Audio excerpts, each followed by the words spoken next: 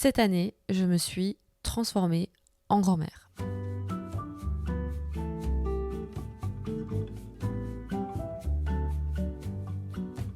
Revenir à l'essentiel, revenir au plaisir de créer avec ses mains. Hello, bienvenue dans cette nouvelle vidéo. Moi je m'appelle Camille, je vis de ma passion qui est l'aquarelle en faisant principalement des ateliers d'aquarelle à Bruxelles. Mais j'aime bien aussi créer du contenu à travers des vlogs ou des petites chit-chats créatifs comme celui qu'on va venir aborder aujourd'hui. Alors cette semaine, j'ai fêté mon anniversaire. J'ai 33 ans, mesdames et messieurs. Et chaque année pour mon anniversaire, j'aime bien faire un peu une petite introspection. Vous l'aurez compris, j'écris dans mon petit carnet les challenges de cette année, les highlights de cette année, les moments les plus durs, etc., etc. Et il y a une grande leçon qui en est ressortie, ou en tout cas un constat qui en est ressorti. Cette année, je me suis transformée en grand-mère. Alors c'est pas arrivé d'un coup comme ça, mais vraiment en ce moment, je peux préférer passer du temps avec mon tricot plutôt que de sortir boire un verre. Vraiment, ça devient très très très grave. Et je me suis dit que ce serait intéressant d'en discuter avec vous parce que c'est une tendance que je vois un petit peu partout sur les réseaux sociaux. Je sais pas si c'est juste dans mon algorithme, mais si vous êtes tombé sur cette vidéo ou si vous suivez mon contenu depuis un petit temps, c'est sûrement un sujet qui vous touche, vous aussi, c'est-à-dire tout ce qui tourne autour de retourner un peu aux sources, retourner à quelque chose de plus analogue, sans écran, revenir à l'essentiel, revenir au plaisir de créer avec ses mains.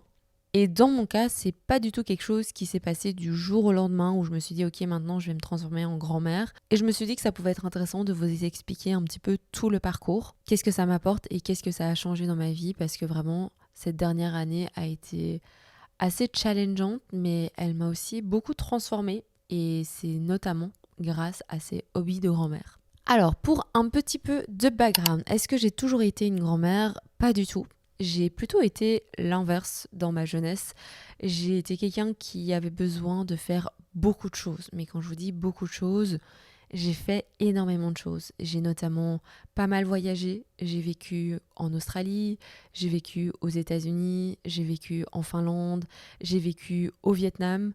Donc vraiment, à un moment, j'ai eu énormément la bougeotte. J'avais envie de découvrir beaucoup de choses, j'avais envie de voyager. Je restais pas du tout en place. C'était peut-être un trait toxique à l'époque, mais genre tous les week-ends que je pouvais, j'essayais de faire un city trip, que ce soit près de chez moi, c'est-à-dire Paris, Amsterdam, ou que ce soit un petit peu plus loin, genre Barcelone, Londres, etc.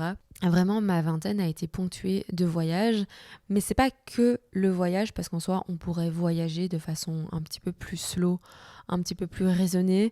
J'étais vraiment dans une optique, j'ai envie de faire 10 millions de choses à la minute. Pendant mes études, par exemple, j'avais besoin d'être constamment occupée à un point où j'avais quelque chose tous les soirs, que ce soit une soirée, une réunion, je faisais partie d'un club, j'étais déléguée. J'étais vraiment quelqu'un qui avait besoin de remplir ma vie avec énormément de choses et principalement des choses sociales. J'avais besoin de voir des gens, j'avais besoin que les gens me voient aussi. Je pense que j'avais un grand besoin de validation sociale et que cette validation sociale se reflétait par toutes les activités que je faisais.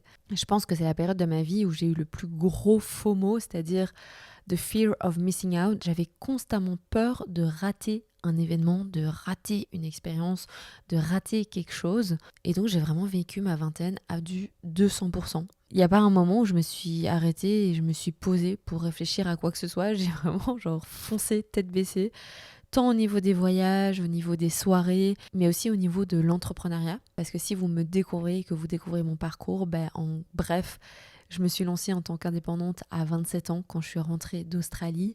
Et de nouveau, à cette époque-là, je pense que je voyais mon business comme étant une espèce de course, ou en tout cas quelque chose que je devais rapidement accomplir. Je faisais énormément d'ateliers, j'essayais d'avoir un maximum de revenus, je faisais beaucoup de création de contenu, je faisais beaucoup de YouTube, beaucoup d'Instagram, j'avais des objectifs qui étaient hyper ambitieux et je faisais que travailler. Et c'est un peu vicieux parce qu'à cette époque-là, c'était la période du Covid et comme on pouvait pas sortir, comme on pouvait pas aller au restaurant, j'ai un peu switché ce mode où je faisais énormément de choses sociales dans mon business et donc au lieu de voir mes amis ou faire des choses sociales, je faisais que travailler. Et donc les 2-3 premières années de mon business, j'ai énormément travaillé. Vraiment, quand je repense à cette période-là, je me demande comment je faisais parce que je pondais du contenu à gogo. Genre, je faisais une vidéo YouTube par semaine, je postais 2 à 3 fois par semaine sur Instagram, je faisais tout le temps des TikTok. Vraiment, quand j'y repense maintenant, je me sens surmenée, rien qu'en pensant à mon agenda. Et encore, à l'époque, je me disais, je ne fais pas assez. Vraiment, genre, j'étais là, je ne fais pas assez, je travaille pas assez, je fais pas assez de revenus. Bref, ça, c'était il y a 6 ans. Et depuis, ma vie a complètement changé. Alors, comme je vous ai dit, elle n'a pas changé du jour au lendemain. Ça arrivait petit à petit. Et la première prise de conscience que j'ai eue, c'est par rapport à ma maladie. J'ai une hyperthyroïdie. C'est un sujet que j'ai déjà abordé sur le podcast, donc si jamais c'est un sujet qui vous intéresse, n'hésitez pas à aller écouter l'épisode par rapport à ça. Une petite définition pour les gens qui ne sauraient pas ce que c'est l'hyperthyroïdie. L'hyperthyroïdie, c'est quand la thyroïde, qui est littéralement l'horloge de votre corps, va beaucoup trop vite. C'est-à-dire que le corps essaye de rattraper quelque chose, un peu comme s'il avait l'impression d'être en retard. Et donc du coup, mon corps vit en accéléré. Et c'est marrant parce que c'est un petit peu le mode dans lequel j'étais pendant toute ma vingtaine. Et à l'aube de mes 30 ans, je me fais diagnostiquer de cette hyperthyroïdie. Et là, je me dis, ok, première fois dans ma vie, peut-être qu'il serait temps de ralentir un petit peu et de revoir un petit peu la façon dont tu vois ta vie. Parce que j'étais vraiment dans cette optique, il faut atteindre certains objectifs avant les 30 ans, il faut atteindre certains objectifs financiers, certains objectifs sociaux, certains objectifs blablabla. Et quand on me dit pour la première fois, va falloir ralentir un petit peu, je vous avoue que j'étais un petit peu déboussolée parce que moi j'ai toujours appris à vivre à 100%, à être hyper productive, à avoir un agenda qui est overbooké. Au-delà du fait d'apprendre à ralentir, j'ai dû apprendre à découvrir une autre version de moi-même, une version de moi-même qui doit être plus chill, qui doit être plus ralentie, qui doit être moins stressée. Et ça n'a pas été une mince affaire parce que je pense que ça faisait des années que j'étais dans ce mécanisme de faire toujours plus, de surproductivité, etc., etc. Et ça m'a mis un petit temps, par exemple, à apprendre à ne rien faire, ou à ne rien faire pendant les week-ends, ou à ne pas culpabiliser parce que je ne travaillais pas. Aujourd'hui, j'arrive à le faire, mais ça a été un long chemin. Et cette période de ma vie où j'ai commencé à prendre le temps de réfléchir un petit peu plus à ce que je faisais, etc., je me suis aussi rendu compte que j'avais peut-être fait un petit peu trop au début de mon activité. Et que j'ai eu un espèce de trop-plein. Et ça s'est traduit par une deuxième prise de conscience que j'ai eue un petit peu plus récemment. Ça doit faire, je pense, 1 an que j'ai un blocage créatif. Je dirais pas que c'est un énorme blocage créatif parce que j'arrive encore à créer, j'arrive encore à me forcer à peindre à l'aquarelle, mais ça fait plus ou moins 1 an que j'ai beaucoup de mal à peindre naturellement et à faire des tutoriels naturellement. Au début, je me forçais et ça donnait pas grand-chose, j'étais jamais contente, j'étais jamais satisfaite. Et puis après, j'ai décidé de me laisser le temps, de me dire, ok, c'est pas trop grave si tu n'arrives plus à créer. Je me sentais vachement coupable parce que mon compte Instagram, enfin mes comptes de manière générale, traitent de l'aquarelle, parlent de l'aquarelle, je fais des ateliers d'aquarelle. Et donc je me sentais coupable de ne pas peindre, de ne pas créer ou de ne pas donner du contenu par rapport à l'aquarelle. Sauf que je voyais très bien que dès que je me mettais à faire quelque chose par rapport à l'aquarelle, ça bloquait complètement. Je laissais les rushs pendant 5 mois sur mon ordinateur et il y a vraiment des choses que je n'ai encore jamais montées alors que je les ai filmées. Donc je me suis rendu compte que c'était peut-être un petit peu plus profond que simplement un blocage créatif. Et en me posant, en écrivant, en faisant une introspection, mon diagnostic, c'est que je pense que j'ai trop fait en trop peu de temps et que j'ai eu un trop plein de tout ce qui était autour de l'aquarelle. Vraiment, genre, j'ai trop donné. Je sais pas si on peut appeler ça un espèce de burn-out créatif, parce que franchement, je prends encore beaucoup de plaisir à peindre à l'aquarelle. Je pense que si j'avais fait un vrai burn-out, j'aurais même pas pu reprendre mon pinceau. Je pense que j'en suis pas arrivée là. Je me suis peut-être arrêtée juste à temps et ma maladie m'a peut-être arrêtée juste à temps. Mais je pense que j'ai trop fait et ça m'a un peu dégoûtée par rapport à ça. Et j'ai mis beaucoup de temps à mettre des mots là-dessus parce que c'est bizarre de faire tourner un business sur quelque chose qu'on a du mal à refaire ou qu'on a du mal à partager au monde.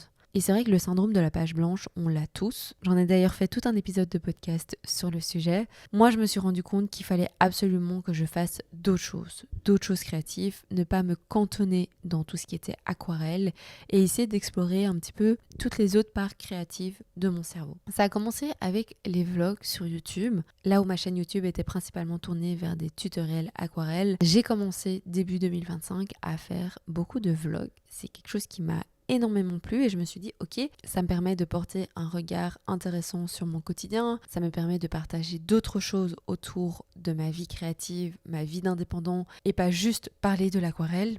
Et surtout, ça me permettait de partager plus de choses avec ma communauté. Et donc, ça m'a beaucoup aidé d'un point de vue créatif. Mais je pense que c'était pas suffisant. Et c'est là que j'ai commencé à explorer beaucoup d'autres choses.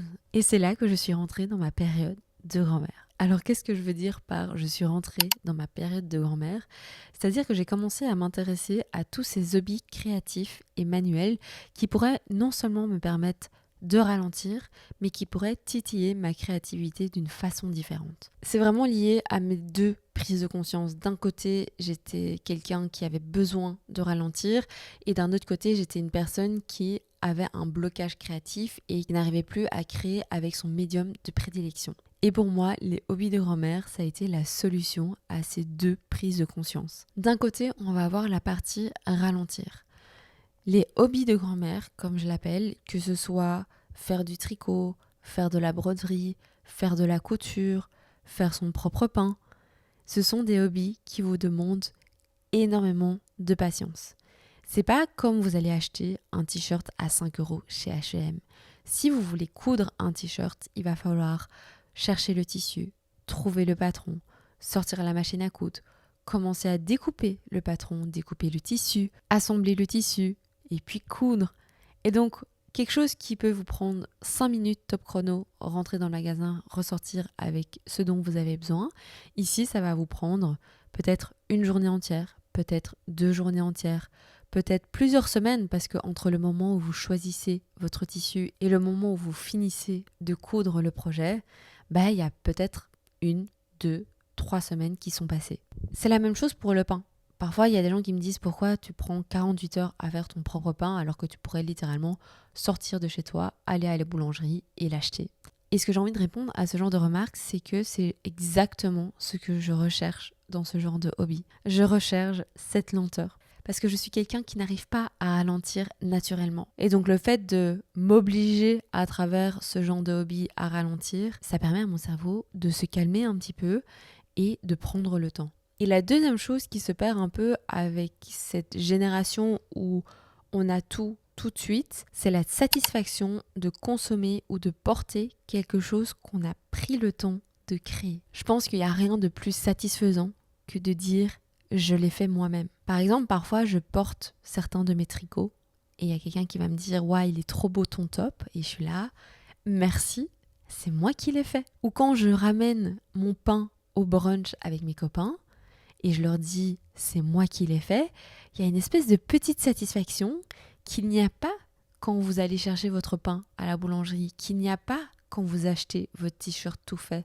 chez H&M. Et vraiment, je trouve que au-delà du fait que ça m'apprend à ralentir, ça m'apporte une espèce de confiance en moi, dans le sens où je suis très fière de tout ce que je crée.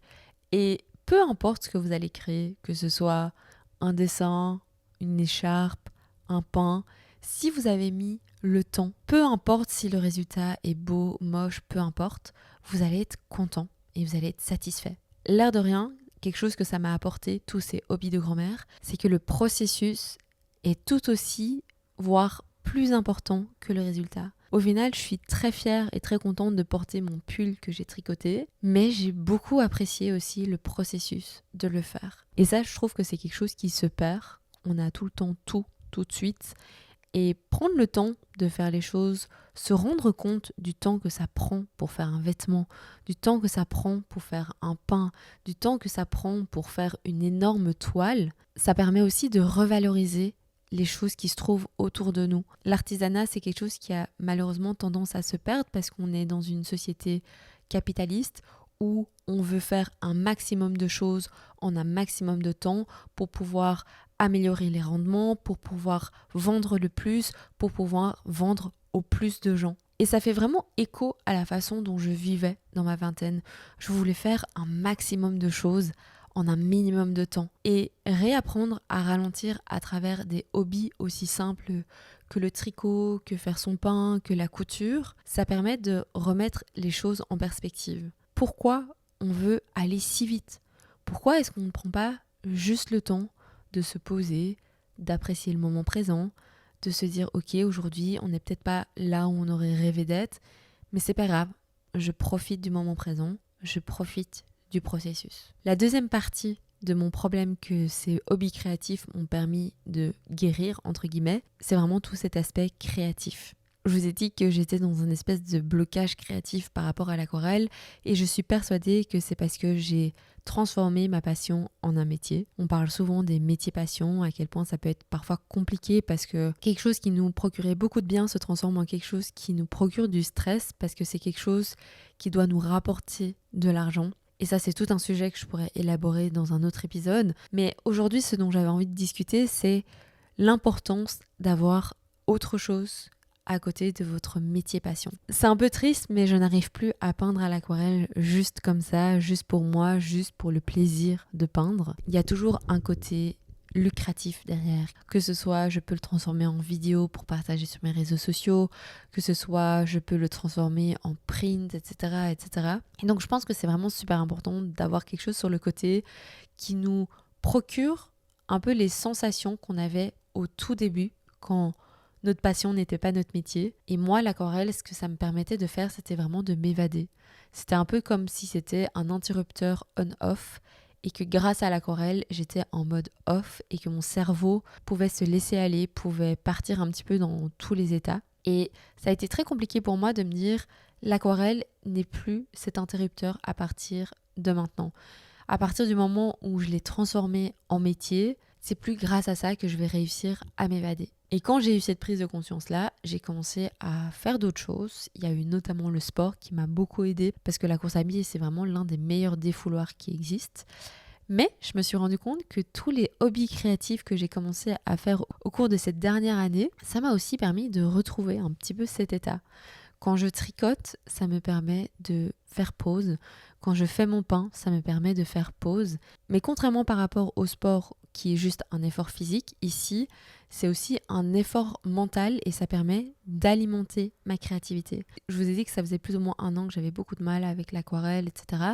Ben là, ces derniers temps, ça se débloque. Vraiment, j'ai de moins en moins de mal. J'arrive à prendre les pinceaux de façon beaucoup plus légère et je suis persuadée que c'est grâce au fait que j'ai commencé le tricot il y a de ça genre 3 mois. Le tricot, ça a un côté très méditatif parce qu'on fait souvent la même chose, mais d'un autre côté, on a un côté moins créatif que l'aquarelle devant une page blanche parce qu'on a un patron. Tout simplement parce que je suis débutante et que je suis pas encore assez forte que pour tricoter comme ça sans patron. Il y a un peu ce côté créatif où on crée quelque chose, mais c'est quand même vachement encadré.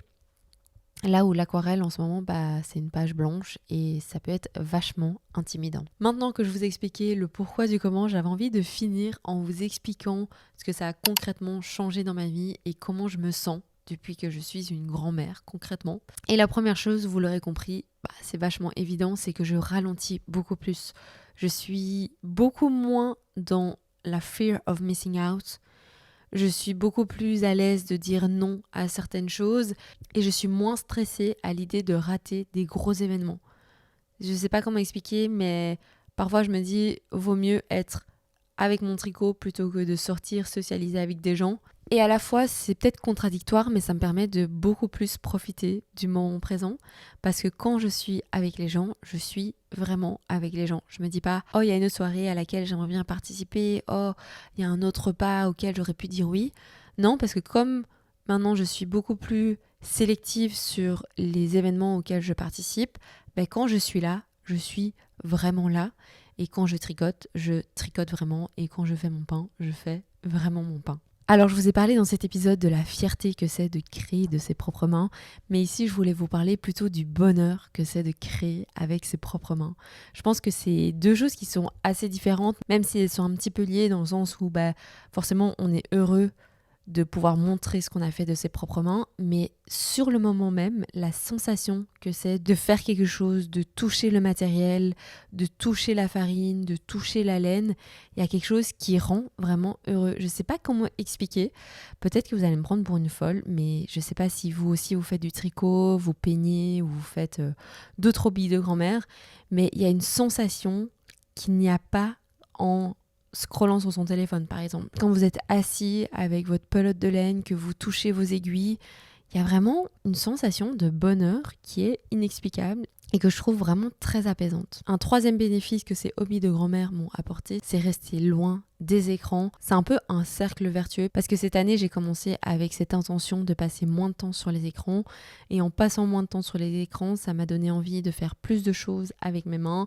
et en faisant plus de choses avec mes mains, ça me permet de passer moins de temps sur les écrans. Donc vraiment, c'est hyper bénéfique. Et puis le fait de rester en dehors des écrans, je pense que ça joue aussi avec mon fear of missing out, c'est-à-dire que si je vois pas ce qui se passe sur les réseaux, forcément je ne peux pas avoir peur de le rater. Je sais pas si vous voyez ce que je veux dire. Et enfin, la dernière chose que j'avais envie d'inclure dans cette liste, qui est peut-être un peu niche, c'est le fait que créer des choses, faire des hobbies de grand-mère, ça nous permet de créer des moments qualitatifs avec les gens qu'on aime. Restez avec moi, j'ai un argument. Je trouve que quand on crée quelque chose pour quelqu'un et qu'on a passé du temps dessus, ça a beaucoup plus de sens que de juste acheter un cadeau dans le commerce. Je reprends l'exemple du pain, mais moi quand je ramène un pain à mes copains ou quand je ramène un pain à ma famille, c'est toujours un trop chouette moment parce que non seulement c'est quelque chose que j'ai fait avec mes mains et j'ai passé du temps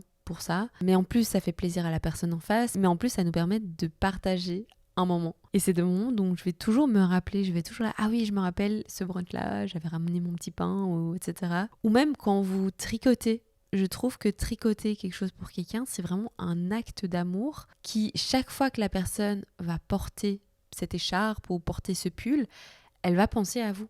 Et je trouve ça trop beau, je trouve ça magnifique. Je sais que ça peut avoir le même affect quand vous achetez un cadeau spécial pour quelqu'un et quand la personne le porte, elle va penser à vous.